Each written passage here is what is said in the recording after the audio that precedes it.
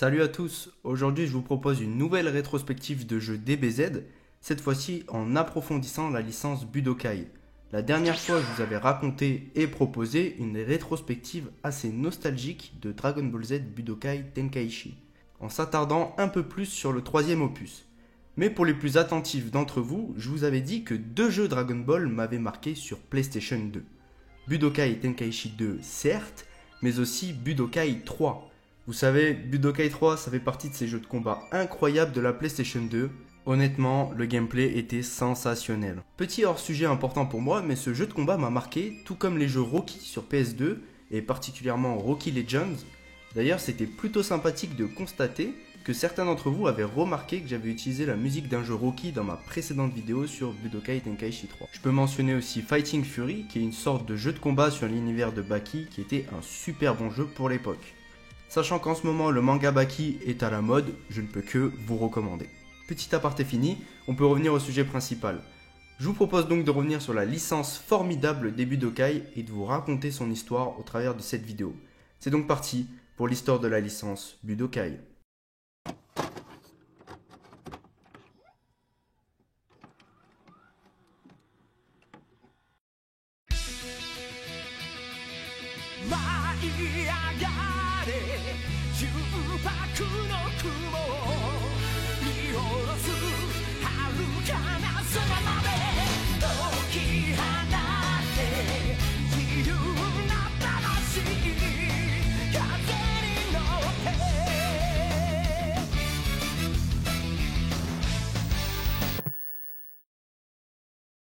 Le jeu est développé par Dimps et reprend la trame quasi complète de Dragon Ball Z en excluant DBGT et les films. Les plus anciens d'entre vous se rappelleront de la cinématique d'introduction qui a été animée à peu près comme le générique de l'animé justement. Et il faut dire que pour l'époque, c'était franchement incroyable et une sacrée prouesse technique d'avoir pu faire ça en 3D. Bien que le jeu reprenne un système déjà vu sur Super Nintendo par exemple, avec les précédents jeux de Dragon Ball, il y a une certaine proposition assez futuriste, avec des modes de jeu plus originaux et surtout une manière ressemblant aux jeux de combat classiques comme Mortal Kombat et Tekken. Une manière du coup différente de se battre avec une caméra un peu plus isolée. Le jeu fait écho au système Super Nintendo dans le sens où le joueur dispose de deux jauges, celle représentant sa santé et celle représentant son ki. Chaque attaque à base de vagues d'énergie puisant dans cette dernière jauge. Le joueur peut accumuler jusqu'à 7 jauges de ki superposées. Les techniques sont attribuées via l'équipement de capsules sur les personnages, chacun d'eux disposant de 7 emplacements prévus à cet effet. Les coups spéciaux et les transformations comptent toutes les deux comme des techniques prenant des emplacements. Ces derniers peuvent également servir à transporter des objets aux effets divers. Il arrive que certaines capsules nécessitent d'autres capsules pour pouvoir être équipées. Par exemple, on ne peut équiper Super Saiyan 2 sans avoir équipé au préalable Super Saiyan, ce qui prend donc plus d'espace. Les divers coups spéciaux se déclenchent en validant des enchaînements de coups précis qui sont établis dans une liste accessible à tout moment en cours de partie. Les coups spéciaux les plus puissants prennent la forme d'une petite cinématique en plein combat, l'adversaire ne pouvant plus du tout se défendre ou tenter d'esquiver lors de celle-ci.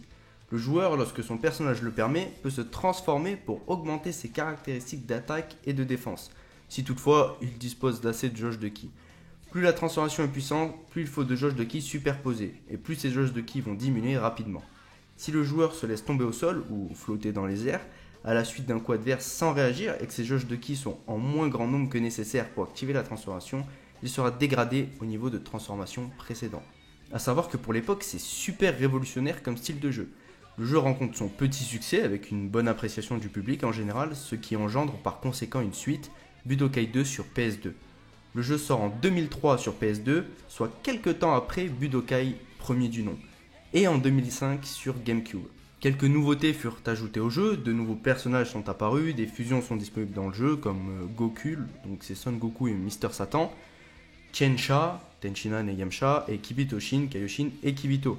Vous avez un mode de jeu aussi assez différent avec une sorte de système de plateau, c'est assez particulier, mais globalement vous avez vraiment une version plus améliorée et encore plus aboutie du précédent opus avec des nouveautés. Pour ma part, j'ai uniquement possédé la version Budokai et Budokai 3 sur PS3 avec le Budokai Collection et j'ai déjà eu Budokai 3 sur PS2, pour ceux qui connaissent.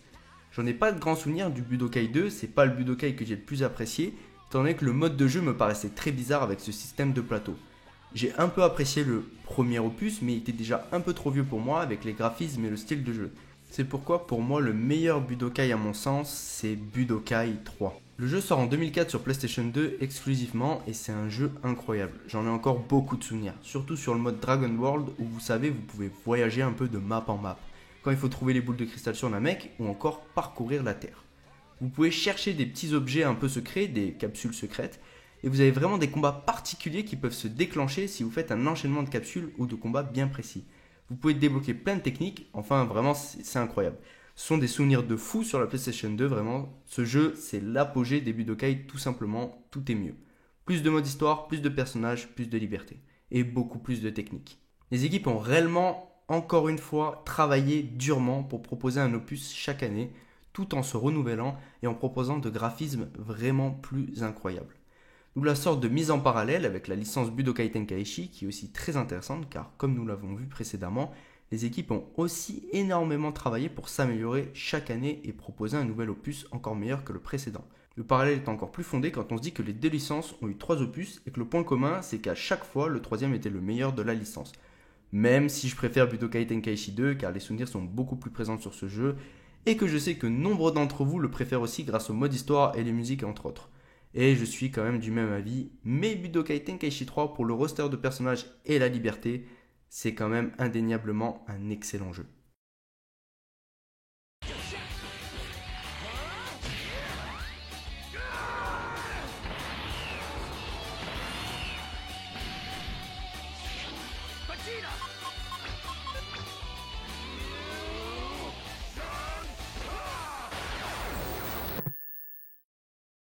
Il y a à chaque fois des améliorations qui permettent d'apporter plus de dynamisme et de réalisme au coup.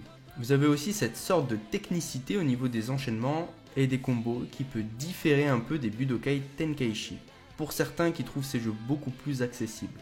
Au contraire des Budokai où pour devenir fort, il faut vraiment savoir caler les bons coups au bon moment. Le fait d'avoir une sorte de combat dans ces opus qui est beaucoup plus rapproché, à la manière du coup de Mortal Kombat et Tekken, offre réellement cette impression de corps à corps constant et ça casse ce qui a été fait auparavant avec les gens qui pouvaient juste spammer des Kamehameha ou des Final Flash à distance. Là vous êtes vraiment obligé de vous délivrer des coups de poing et des enchaînements afin de gagner un combat. Ça pousse à la technicité et ça rend le combat beaucoup plus nerveux en soi. Comme dit précédemment, dans cet opus, la transformation va vous coûter du ki. Le ki se dégrade au fur et à mesure mais vous pouvez toujours le recharger. Suivant les opus, vous avez plus ou moins des modes de jeu différents, vous permettant de vous confronter face à des adversaires de plus en plus forts, de vous battre contre un ami en 1v1 ou de vous entraîner par exemple.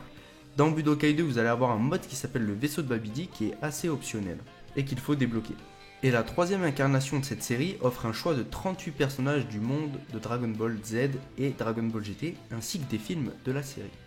Il existe également un système de téléportation qui permet aux joueurs avec certains personnages de se téléporter instantanément derrière son adversaire, excepté pour Mister Satan, Videl et Oob. Ce système de téléportation donne au jeu vitesse et dynamisme. Chose assez marrante, dans Budokai premier du nom, vous avez 3 scénarios alternatifs sur Vegeta, Cell et Freezer par exemple. Pour le mode de jeu sur Cell, vous allez avoir Cell qui va se retrouver à absorber Krillin et devoir se confronter face à Yamcha et Tenshinhan. Pourquoi pas, c'est plutôt drôle à voir. Et vous avez aussi, il me semble, pour Vegeta une sorte de scénario what if, le mettant en scène sous une forme de Super Saiyan durant la saga Saiyan, après la mort de Nappa. Et autre chose plutôt sympathique aussi dans cet opus de Budokai, vous avez 7 modes de jeu faisant référence justement aux 7 Dragon Ball.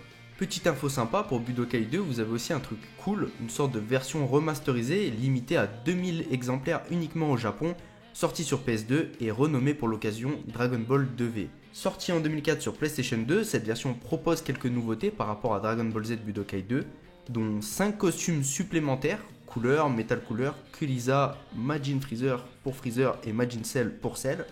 Toutes les capsules, personnages et les stats sont déverrouillés dès le début du jeu. Le terrain du tournoi comporte sur le sol ou certains murs V-Jump en référence au magazine et des nouveaux modes de difficulté sont ajoutés tels que difficulté Z et Z2. Globalement, la licence possède pas mal de secrets dans ces jeux, entre autres vous avez dans Budokai 3 le personnage de Broly qui est présent comme vous le savez bien, ainsi que le personnage de Couleur.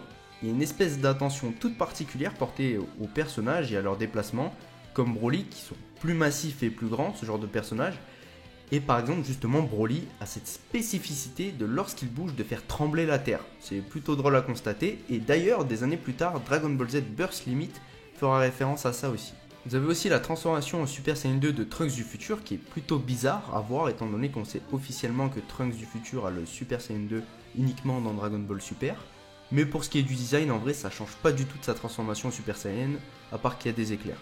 Vous avez aussi Yamcha dans Budokai 3 qui malheureusement quand il rencontrera un Saibaman se fera automatiquement one shot si le Saibaman décide de s'auto-détruire.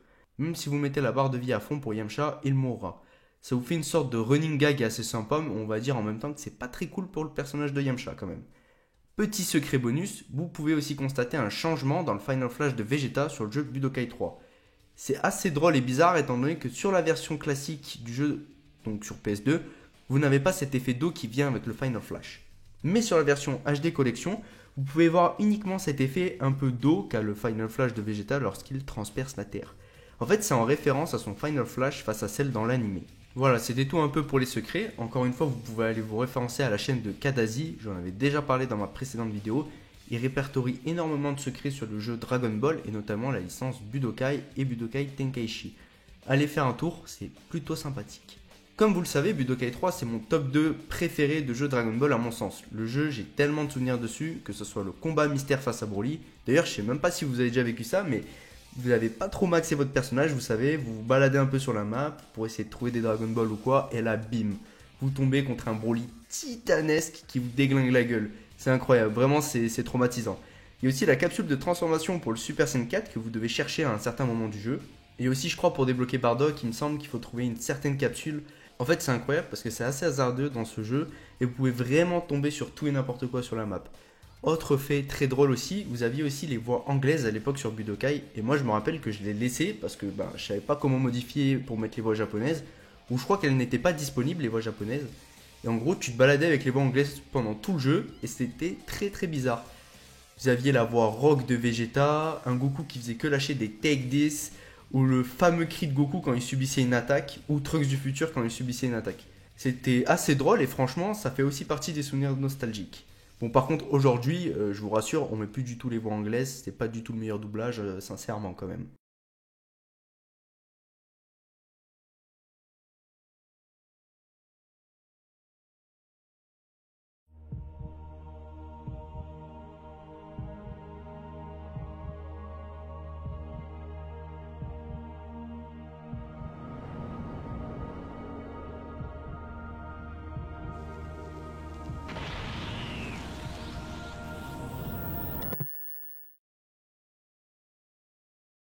Pour la question de successeur de cette licence, on peut citer Fighter Z qui peut être vu comme successeur de la licence même si le jeu est assez différent.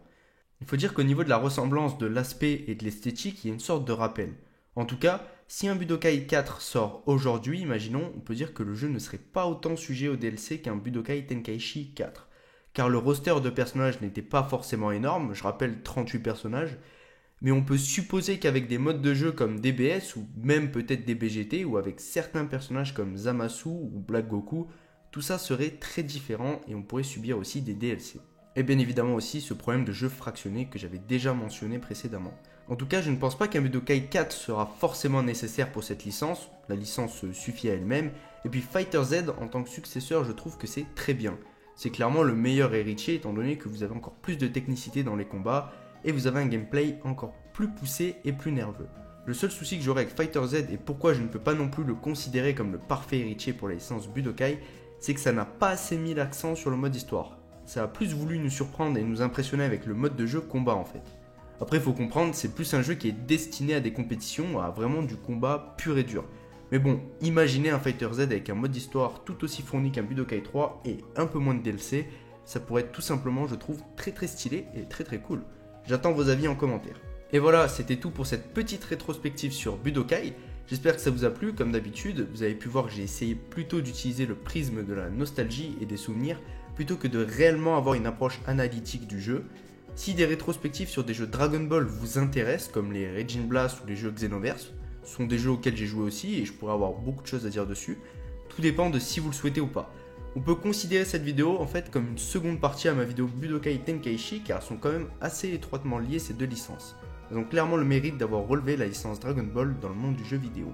N'hésitez pas à me faire savoir en commentaire quel jeu vous souhaiteriez que je traite dans une prochaine vidéo. C'était tout pour cette vidéo. Si tu le souhaites, tu peux soutenir la chaîne en t'abonnant ou en likant. Moi personnellement ça me motive et ça m'aide énormément pour le référencement et ça pourrait un jour peut-être me faire vivre de ma passion. Ça serait génial. Sur ce, prenez soin de vous les amis. Ciao.